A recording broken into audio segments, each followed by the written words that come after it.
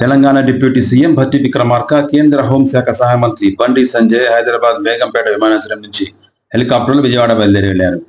అనంతరం కేంద్ర మంత్రి శివరాజ్ సింగ్ తో కలిసి ఖమ్మంలో వరద ప్రభావిత ప్రాంతాలను సందర్శించనున్నారు.